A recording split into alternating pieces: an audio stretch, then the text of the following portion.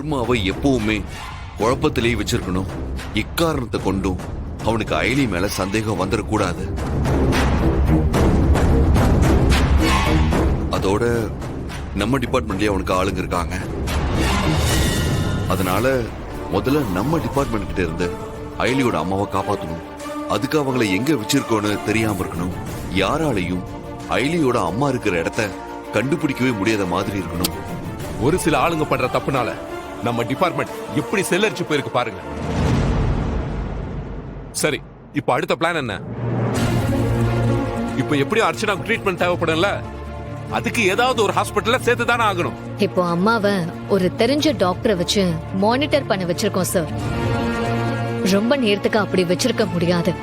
அம்மாவை கண்டிப்பா ஒரு ஹாஸ்பிட்டல்ல சேர்த்து தான் ஆகணும். ஆனா அதுக்கு முன்னால வர்மாவோட கதையை முடிக்கணும் சார். என்ன ஐலி சொல்ற நீ? அது என்ன அவ்வளவு ஈஸியான விஷயம்? முடியும் சார். வர்மாவை டிராப் வச்சுதான் சார் குடிக்கணும்.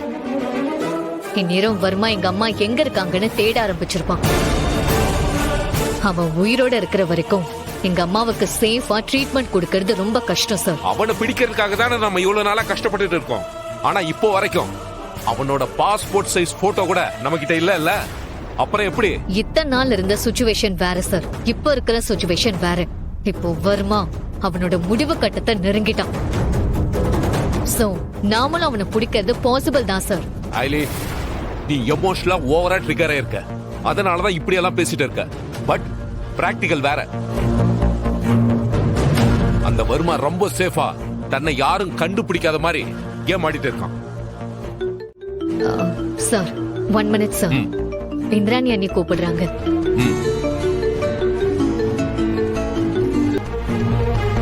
ஹலோ ஐலி, நீ எங்க இருக்க? வீட்ல உங்க 2 பேரையுமே காணோம். எங்க போனீங்க? அது ஹாஸ்பிட்டல்ல இருந்து கால் வந்துச்சு அண்ணி. அதான் நானும் சிவாவும் வந்தோம். அத பத்தி பேசதான் நான் கால் பண்ணேன். ஐலி, டிவில உங்க அம்மாவை அந்த வர்மா கடத்திட்டு போயிட்டான்னு நியூஸ் போயிட்டு இருக்கு ஐலி. அத பாத்துட்டு தான் நான் உடனே உனக்கு கால் பண்றேன். சரி, நீயும் சிவாவும் எங்க இருந்தாலும் உடனே கிளம்பி வீட்டுக்கு வாங்க. நான் உங்ககிட்ட முக்கியமான ஒரு விஷயம் சொல்லணும். அண்ணி, என்ன விஷயம்? வர்மாவை பத்தின விஷயம்தான்.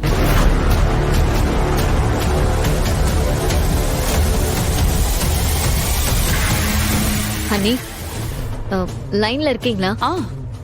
இருக்கேன், லைன்ல தான் இருக்கேன். போன்ல எதுவுமே சொல்ல முடியாது. நீங்க 2 பேரும் கொஞ்சம் நேர்ல வாங்க, நான் சொல்றேன். இதோ வரோம் அண்ணி. சரி.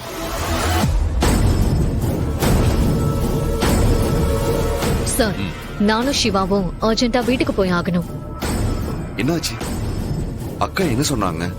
அம்மாவை வர்மா தான் கடத்திட்டான்னு டிவில நியூஸ் போயிட்டு இருக்கான். அத பார்த்துட்டு தான் கால் பண்ணாங்க. அதுவும் இல்லாம அவங்க வர்மாவை பத்தி ஏதோ முக்கியமான விஷயம் சொல்லணும்னு சொன்னாங்க. அதுக்காக தான் இப்போ உடனே வர சொன்னாங்க. ஐலி, வர்மாவை பத்தி இந்திராணி சொல்ல போறாங்களா?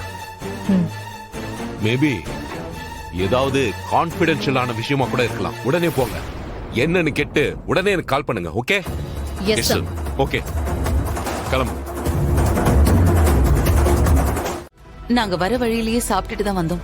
அப்படியா? சரி, இங்க நான் மட்டும்தான் இருக்கேன். எனக்கு 2 பசங்க. மூத்த பையன் கோயம்புத்தூர்ல சொந்தமா ஃபேக்டரி வச்சு நடத்திட்டு இருக்கான். இன்னொருத்தன் பெங்களூர்ல வேலை பார்த்துக்கிட்டு இருக்கான். என் ஒய்ஃப் பெங்களூர்ல என்னோட சின்ன பையன் கூட தான் இருக்கான். ரிட்டையர்ட் ஆனதுக்கு அப்புறம் எனக்கு இந்த ஊரை விட்டு போக பிடிக்கல. அதான் இங்க இருந்து இதெல்லாம் நான் பாத்துக்கிறேன். வேலைக்கு ஆளுங்க ஒரு 50 பேர் இருக்காங்க. பசங்க வாரம் கண்டிப்பா இங்க வந்துருவாங்க. இங்க முப்போகமும் நல்ல விளைச்சல்.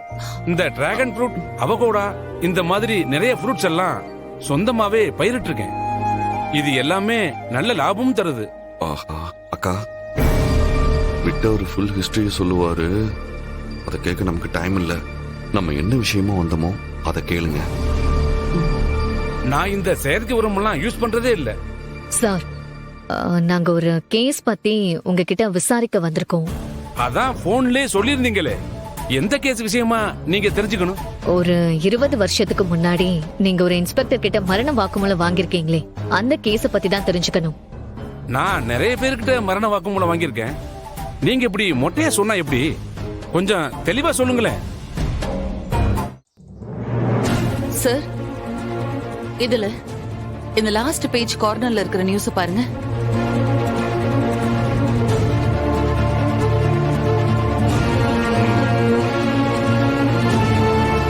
அட நம்ம ஆண்டோனி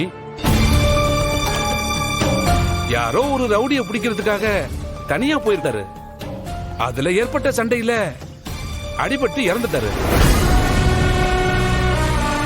நல்ல போலீஸ்காரம்மா. நான் தான் அவர்கிட்ட மரண வாக்குமூலம் வாங்கினேன்.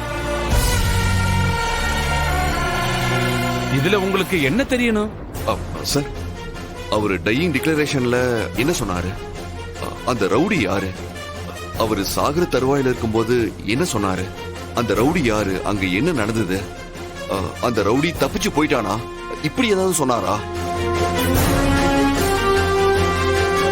20 வருஷத்துக்கு முன்னாடி நடந்தது இப்ப வந்து கேக்குறீங்களே, அதெல்லாம் அப்பவே முடிஞ்சு போனது.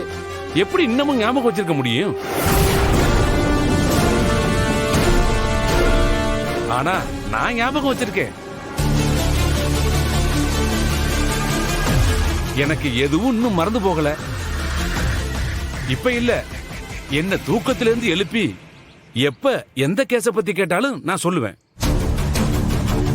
சரி, சொல்லுங்க சார். அந்த இன்ஸ்பெக்டர் சாகறதுக்கு முன்னாடி என்ன சொன்னாரு? நான் அவரை பார்க்க போனப்பவே அவர் ரொம்ப சீரியஸா தான் இருந்தாரு.